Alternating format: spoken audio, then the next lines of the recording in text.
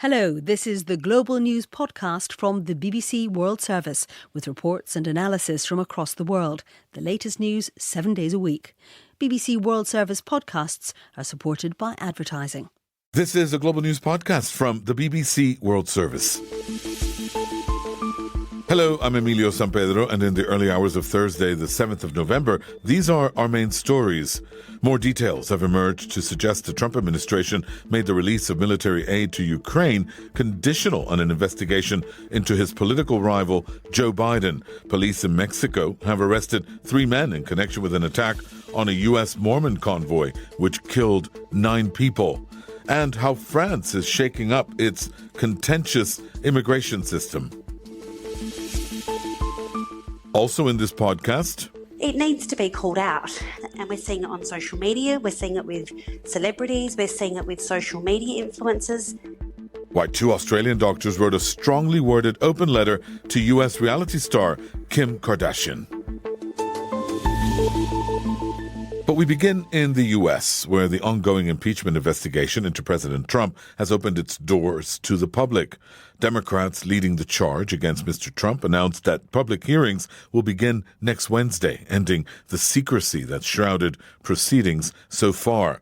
They've released a transcript of one of the most significant testimonies to date, and it suggests that the president was withholding military aid from Ukraine unless Kiev agreed to investigate Democratic presidential candidate Joe Biden, something Mr. Trump denies.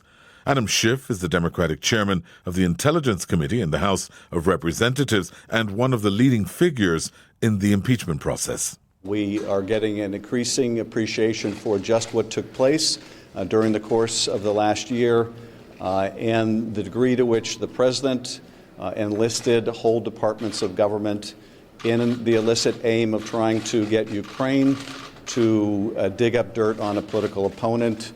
Our North America reporter Anthony Zerker told me more from Washington.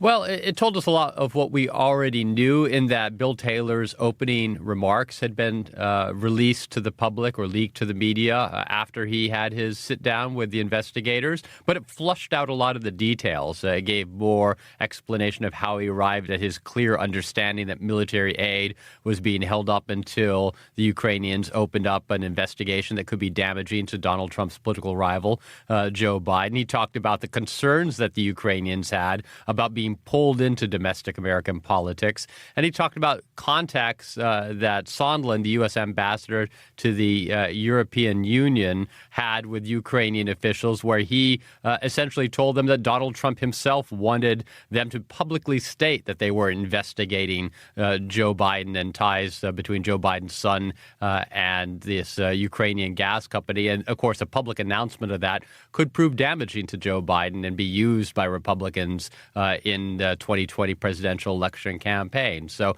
we saw a lot of additional details, but I think more we saw what kind of a testimonial he could provide when he goes before the public eye and the cameras next week. And Anthony, how will holding these televised hearings, as you're saying, before the cameras in these new public hearings, how will it change the impeachment inquiry? Well, I think there's a difference between reading testimony in a dry 300-and-something page transcript like we were doing today and getting excerpts of those clipped up and read on air, and seeing the man himself sit there and describe his concerns about an irregular and informal channel of U.S. foreign policy being conducted to circumvent the State Department and other career diplomats. I think that will make an impact on Americans, although to be perfectly honest, political views here in the United States are pretty set about what people think about Donald Trump for or against. So while these kind of public spectacles have shaped public opinion in the past, this may be a different sort of thing because people already have their minds made up by and large. And Anthony, what about the White House? They've been very adamant that they wanted they're criticizing these hearings for happening in private. Are they happy, or what's the reaction that they're going to be public now? Well, when Bill Taylor first testified, they described him as a radical, unelected bureaucrat. And we're seeing 3 State Department officials come forward and testify publicly next week. And I think that's what you're going to hear from the White House, that these people were not politicians. They were not chosen by the people. They're trying to subvert the will of Donald Trump, who has a lot of freedom in setting foreign policy. Anthony Zerker in Washington. Mexican officials say they've arrested 3 men in connection with Monday's attack on a Mormon family in which 9 members were killed. 3 women and 6 children died during an ambush on their vehicles by gunmen. The head of the Mexican security forces said the murders were a result of mistaken identity by a suspected drug cartel. 8 children who were caught up in the gunfire survived, including a 13-year-old boy who told his relatives that he'd hidden in bushes with his siblings, several of whom had bullet wounds, before they then walked 14 miles to get help. Leif Langford is a relative of one of the victims. Our wives and our children left our town around 9:30 in the morning in 3 different vehicles. And just outside of town, they were ambushed by heavy gunfire to the extent that one of the vehicles exploded. We lost 9, and we have 4, maybe 5. I know 4 in the hospital. I believe it's 5. People were massacred. Christina jumped out of her vehicle, waving her arms at the cartel to stop shooting, and so we believe that's when they did stop shooting, when they probably realized it was women and children. There was no crossfire that they were caught up in. They may have been mistaken, their identity, but nevertheless, they were pure innocents, women and children. And 3 vehicles full of them going to weddings and going to see their husbands and their fathers and their families that they hadn't seen in a while. Leif Langford, a relative of one of the victims of the gun attack in Mexico on a family of Mormons. And our Mexico correspondent Will Grant gave me the latest about what happened that day. One of the children, certainly injured, walked for numerous kilometers to get back to the Mormon community and to reach safety. Really harrowing tales coming out all the time about this attack. For example, in one of the cars, one of the babies survived, and when help eventually arrived, they opened the doors of the car, obviously found the bodies of those who didn't survive, but the baby unharmed inside. Just an extraordinary event, even by the standards of Mexico's drug war. Now, we're hearing different accounts as to why this family may have been targeted. On the government side, seems to be saying that they weren't necessarily targeted for who they were, but the family and those close to them seem to have a different view. Yeah, so the Mexican authorities are basically claiming that this was a case of mistaken identity, that there had been clashes and confrontation between 2 rival cartels, both splinters of bigger cartels, in the hours beforehand, and that the SUVs, the sports utility vehicles that the families were driving were confused with the rival cartel, and that's why they're fired on. The families, as you say, dispute that. They say that they may well have been targeted because they were so vocal about cartel violence in the region, and particularly vocal about the traffic of arms from the US into the hands of the cartels. So, I think that this is very early days in the investigation, and it will involve potentially cross-border cooperation, including the FBI and the Mexican authorities, to get to the heart of exactly what happened and why. Will Grant. To Australia now, where the country's women's football team, the Matildas, have struck an historic pay deal which will see them earn equal pay to men and parity on many matters with their male counterparts known as the Socceroos. The issue had been ongoing but gained momentum after record crowds and TV audiences tuned in to this summer's Women's World Cup in France. Elise Kellen-Knight was a member of the Australian team which reached the last 16 at that World Cup. She spoke to Will Bain about her reaction to the deal.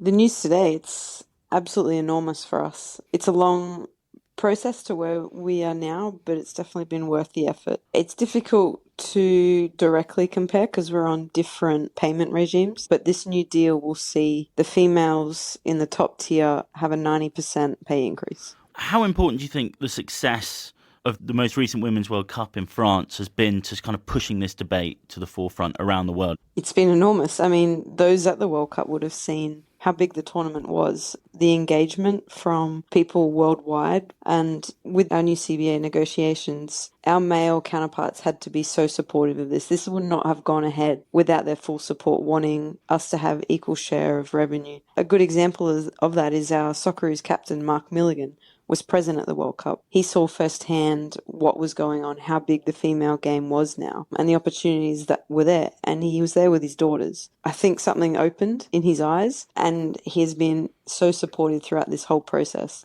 The sort of doors open with these big events, don't they? Either the Olympics or World Cups, particularly as the Women's World Cups have got bigger TV audiences and that kind of thing in the last sort of few iterations of the competition. And yet sometimes early movements have been made, but not sort of a full capitalisation, I guess, in terms of getting more sponsors on board, in terms of getting the clubs to step up and pay more. I keep seeing sort of next steps being mentioned. Are those the next steps ahead now to try and capitalise on this breakthrough? Yeah, definitely. I mean, back in 2001, there was a movement in Australia where there was equality. At that time, the payment system was a daily allowance system, and the organisation started to pay the females that exact daily rate as the men, and it was considered a form of equality. But since that moment, it regressed and it changed again. So I think even though we've taken this enormous step forward now, it needs to stick. So the momentum needs to keep going. The game needs to just take step upon step upon step. We can't afford to go backwards from this point. How does that next step work, do you think? How do the big companies who put so much money into the men's game, whether they be, equipment sponsors, boot sponsors, Adidas, Nike, Puma, people like that, how are they persuaded to make that similar investment in female players? Yeah, I mean, well, our model in Australia now, so whatever the boys will bring in will be shared equally to the females. Whatever the females bring in will be shared equally with the males. So it's a collective thing now. We're all working together to promote the game. There's all little clauses within the contract that say that, sponsorship deals will be shared now. So if a sponsor requires 3 athletes, it'll be, 2 males, 1 female, 3 females, 3 males. It'll all be a mixed bag. It's all going to be together. It's all going to be inclusive. So when Nike signs the deal, they're signing with the females as well. It's just one big package. They're basically signing up for football, and we're growing football together. Elise Callan-Knight. Let's stay down under for a moment and report on a story that's been trending online. It's about a Melbourne doctor called Priya Alexander. She's written an open letter to reality TV star Kim Kardashian West, accusing her of, quote, setting a very dangerous tone for vulnerable people when it comes to body image. My colleague Divya Arya spoke to Priya about the letter, diet culture, and body image issues. My husband and my 3-year-old daughter and I were driving in a car together, and a news feed basically popped up and shared a story about Kim Kardashian wanting to reach her goal weight before she turned 40, and that she'd set a certain number of kilos to lose before her 40th birthday. My husband's also a doctor, and we both kind of cringed at the same moment and shot each other a look, because if you have a 3-year-old or one, they hear everything and they understand much more than what you realise. And my fear in that moment, and so my husband's as well, was has she picked up on the fact that there is a story here about a woman wanting to lose weight? And, my concern is I know the impact it can have even on a 3-year-old mind. So you actually thought of doing something about it. You wrote a letter. What did you say in it? So I did think of doing something about it, and I wrote an open letter to Kim Kardashian, the celebrity who was mentioned in the news story. And I think a lot of people have kind of read about this in the media and kind of said, oh, you're attacking Kim Kardashian and, you don't need to focus on one person. I used her as an example. I think Kim's, a self-made woman, good on her. She's worth millions and achieving lots, and I think that's wonderful. But my point of this open letter was simply to address the fact that this constant messaging around really dangerous diet culture, the use of these constant fad things like restrictive diets and diet pills and lollipop appetite suppressants, it needs to be called out. And we're seeing it more and more. And we're seeing it on social media. We're seeing it with celebrities. We're seeing it with social media influencers. And, hearing it in the car, first of all, I thought, why is this newsworthy? Why is this even coming up on the news feed? And secondly, I thought, I've got to do something about it, because there are a lot of vulnerable people out there who think that this kind of conversation is normal, and it's not. It's actually pretty rare that someone decides to do something about it. I feel a lot of us hear all this. We also know that we shouldn't be influenced with it, but we don't do anything about it. And then maybe we don't even realize how it impacts us. How do you see that impact amongst your patients? So I see this every day in the clinic. So any day that I'm in the clinic, I see someone with some form of body image issue. And I think when I talk about body image issues, people immediately assume I'm talking about women or I'm talking about young girls. And I'm not. I'm actually talking about young children. So they actually say there's a Pretty Foundation in Australia, and their stats are that 38% of 4-year-old girls are dissatisfied with their body. And that's 4-year-olds, which is just frightening. It's awful statistic. I see men with a lot of body image issues as well. And I think what people are seeing constantly, what they're hearing is, you're not good enough. Everyone's losing weight. Everyone's standing next to a weight loss shake or a shredding kind of powder to lose weight. You see these hashtags constantly of flat tummy and thigh gap, and it's gone too far. And I think the message needs to be from the medical community, the people who have the qualifications, that, look, not all weight loss is healthy and not all weight loss is necessary, and we don't need to be defined by our weight or our appearance. So when I look at someone as a GP, I'm not looking at their weight alone to determine whether or not they're healthy. It's based on so many other factors, and I think we need to reshape how people think about health. Dr. Priya Alexander. Still to come in this podcast. Thermonuclear fusion. In the energy world, some hope, some confusion about nuclear fusion. From Marseille to Calais, the problems and opportunities of migration are never far from French public discourse. There's a significant section of the French population who want to see action to reduce the number of people coming into France. Now, President Macron's government has announced a series of new measures to fight abuses of its social system and restrict state medical aid. Prime Minister Edouard Philippe described the announcement as taking back control of the immigration system. The general purpose of our action is that of sovereignty. We want to regain control of our migration policy. To take back control is to express and to assume clear choices in terms of admission and integration. It is to ensure that the issue of residence permits is more in line with our principles and objectives rather than a passive statement, as it has been for too long. Our Paris correspondent Hugh Schofield told me what the plan will consist of. This is a government plan which is supposed to do a classic kind of Macron balancing act between what other people might regard as two opposites, being firm on the one hand but fair on the other. So there are measures which are certainly can go down on the kind of restrictive or repressive side of the equation, and then there are others which are the government would like to see as helping the process of integration. On the first, there are measures which are designed to cut down on medical tourism, that is, people who come to the country and seek, for example, asylum when all they want to do really is to get access to the French medical system. That does happen. It's not at all clear how widespread it is. But on the other, they're saying, well, we want to encourage economic migration into France, drawing up what they're calling quotas, which is quite an important word, of certain types of worker in certain professions who can come in and help the economy. And that's not entirely new, but it's certainly a new direction for this government now, saying that we do want to regulate and control the kind of people who come to our country, not just accept passively what is happening outside our control. And is this directed only at people from outside the European Union? Oh, this is completely for people outside the European Union. Anything to do with people from inside the European Union is governed by Schengen and freedom of movement. I have to say, I don't think really it's going to make a huge difference to the numbers that are coming in. Every year now, there are about 250,000 papers given to people to come to France, some of which are given for economic reasons. That proportion will change perhaps. There'll be more given to people coming in for economic reasons as part of this quota system. From the right-wing and far-right perspective, the big problem which is not addressed here is how you get serious about getting people to leave the country who are not supposed to be here. You said that in some ways this is about the Macron administration appearing or not wanting to appear soft on immigration.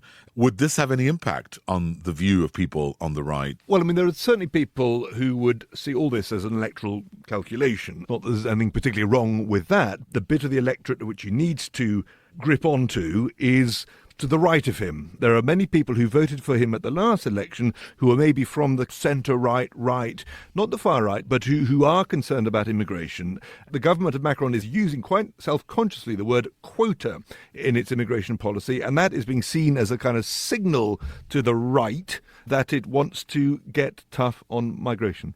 Hugh Schofield.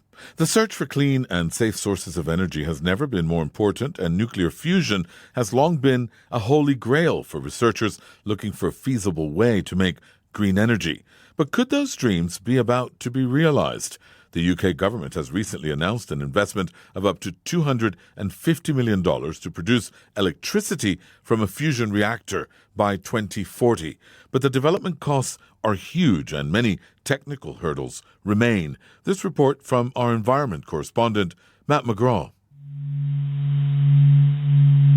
This is the slightly eerie humming sound made by the vibrations of the sun as recorded by scientists from a solar probe. All the heat and energy produced by our restless star comes from the process known as nuclear fusion. Every single second, millions of tons of gas crash into each other on the sun, causing hydrogen atoms to fuse together, generating enormous amounts of heat and light. Researchers say we're now on the brink of being able to replicate fusion on Earth. At this research centre in Oxfordshire in the UK, scientists say the development of the technology could go a long way to solving our climate and energy issues.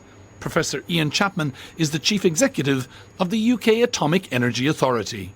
I think fusion has had this enormous potential for decades now. We've known that there's no long-lived radioactive waste, you have effectively inexhaustible fuel, and there's no carbon emissions. So it has all this enormous potential, but we have to harness that. I congratulate all those. Britain has had a long history of being at the forefront of nuclear research.